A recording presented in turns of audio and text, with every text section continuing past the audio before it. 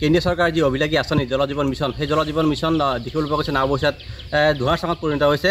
Camera পাৰ্চনে কেমেৰাৰ সহযোগে দেখাব সমগ্ৰ পৰিৱেশ যে যি লখিমপুৰ যি জনস্বাস্থ্য কাৰিকৰী বিভাগৰ যি ফলমূৰে তাত যি পানী যোগান আঁচনি স্থাপন কৰিছে জল জীৱন মিছনৰ অধীনত তেওঁলোকে ইয়াত যি খোৱা পানী নামত যি বৰবিহ খুৱাবলৈ তেওঁলোকে প্ৰস্তুত কৰিছে। কিন্তু এটা কথা উল্লেখ কৰিবলৈ যে যোৱা 2.5 বছৰে তেওঁলোকে ইয়াত যি জল জীৱন মিছনৰ অধীনত যি ইয়াত খোৱা পানী যি টেংকি স্থাপন কৰিছিলে কিন্তু আজিলৈকে তেওঁলোকে খাবলৈ পোৱা নাই। মাজতে এমাহমান পানী দিছিলে কিন্তু সম্পূৰ্ণ হালধীয়া পানী বুলি তেওঁলোকে উল্লেখ কৰিছে। আৰু আজি ৰাইজে একত্ৰিত হৈছে ঠিকাদাৰ বা আৰু যি জনস্বাস্থ্য কাৰিকৰী বিভাগৰ বিৰুদ্ধে। মই যিটো ৰাইজ আছে ৰাইজে জানিব চেষ্টা কৰিম যে 2.5 বছৰে আপোনালোকে কিন্তু পানী খাবলৈ নাপালে, মাজতে এমাহ দিছিলে কিন্তু ৰঙা পানী বুলি কৈছিলে, কি হৈছে কওকচোন?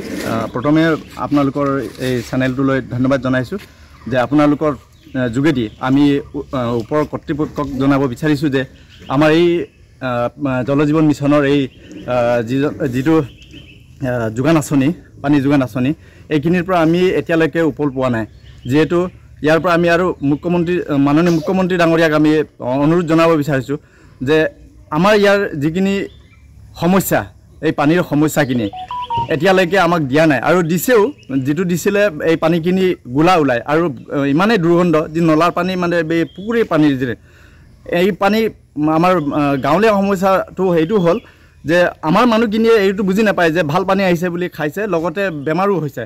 তো এইকাৰণে আমি আপোনালোকৰ এই চেনেলৰ জৰিয়তে আমি জনাব বিচাৰিছোঁ যে আপোনালোকে বিহিত ব্যৱস্থা কৰক আৰু অতি সোনকালে পৰিৱেশটো চাই ভালকৈ আমাক ভাল এটা সুবিধা কৰি দিব। এটা কথা উল্লেখ কৰিব লাগিব যে 1,32,00,000 টকাৰ যি আঁচনি ইয়াত হৈছিলে আৰু লখিমপুৰৰ যি বাজাজ ষ্টীল নামৰ যি কোম্পানী তেওঁলোকে ইয়াত স্থাপন কৰিছিলে আৰু ইতিমধ্যেই 99 লাখ টকা ইতিমধ্যেই ঠিকাদাৰগৰাকীয়ে যি সমূহ উঠাই নিলে, কিন্তু আৰু বাকী থকা পইচাখিনি তেওঁলোকে উঠাবলৈ কাৰণে ব্যৱস্থা কৰি আছে। যদিহে পানী নাপায় তেতিয়াহ'লে ৰাইজে কি হ'ব? মই আপোনাৰ পৰা জানিম যে আপোনালোকে পানী খাবলৈ পোৱা নাই এতিয়ালৈকে? নাই, এতিয়ালৈকেতো ভাল পানী পাবলৈ পোৱা নাই, প্লাছ আৰু পানী পাইছে বুলি ক'বই নোৱাৰে। দিনটোত কোনোদিনা এটা টাইম আহে, অকণমান আহে। এতিয়া পানীও ভাল পানী নাপায়। কিমান দিন বন্ধ হৈ যাব? এতিয়া বন্ধ যথেষ্ট দিন হৈছে। 2 বছৰ ধৰিতো আমি কোনো তেনেকৈ পানী পাইছোঁ বুলি ক'ব পৰা নাই। মানে তেনেকুৱাকৈ আহিছে, ৰাতিপুৱা অকণমান আহে, তাৰপিছত 2 বছৰ ধৰি আমিও অহা যোৱা কৰি থাকোঁ। তেনেকৈ টেংকিৰ কথা ইফালে পৰিৱেশৰ কথা আমি ভাল দেখা নাই। অভিযোগো দিছোঁ, তেনেকৈ কণ্ট্ৰেক্টৰ আহিছে, কোনোবা এজন আহিছে অফিচৰ মানুহ, কিন্তু তাৰ পোৱা নাই, একো নকৰে, প্ৰতিশ্ৰুতি দিয়ে। হয়, মই আপোনাৰ পৰা জানিম যে কি হৈছে সমগ্ৰ কথাটো কওকচোন।